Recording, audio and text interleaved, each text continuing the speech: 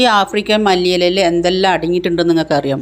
ഇരുമ്പ്, calcium, റിഫ്ലോസിൻ, carotene ഇങ്ങനെയുള്ള സാധനമൊക്കെ ഇതിൽ അടങ്ങിയിട്ടുണ്ട്. ഇനി ഇതിൻ്റെ ഗുണങ്ങൾ എന്തൊക്കെ അറിയണ്ടേ? വായുനാറ്റത്തിന് നല്ലതാണ്. അതുപോലെ കരളിൻ്റെ ആരോഗ്യം വർദ്ധിക്കും നല്ലോണം. പിന്നെ രക്തത്തിൻ്റെ ഗ്ലൂക്കോസിൻ്റെ അളവിനെ കുറയ്ക്കുന്നുണ്ട്. പിന്നെ വയറുവേദന, ഛർദി, പനി, ശരീരത്തിലുള്ള ടോക്സിൻ്റെ അളവിനെ പുറന്തള്ളും. പിന്നെ ഈ അസുഖത്തിൽ ഉണ്ടാവില്ല, പിന്നെ ആസ്മ ഇല്ല, വലിവ്, ഈ ആസ്മ ഉള്ളവർക്ക് ഏറ്റവും നല്ലതാണ്. പിന്നെ ഷുഗർ പേഷ്യൻറ്റിന് അതിലും ഗുണം, അതിക്കും മേലെ എന്ന് പറഞ്ഞ മാതിരിയാണ്. അത്ര വെള്ളം ഇട്ടിട്ട് ഇതിൽ 2-3 ഇല ഇട്ടിട്ട് തിളപ്പിച്ചൊരു ഗ്ലാസ് വെള്ളമാക്കിയിട്ട് ഒന്ന് കുറുക്കുക, അല്ലെങ്കിൽ അങ്ങനെ തന്നെ തിളപ്പിച്ച് കുടിച്ചാലും കുഴപ്പമില്ല. കുറച്ചൊന്ന് വറ്റിച്ചിട്ടുണ്ടെങ്കിൽ നല്ലതാണ്.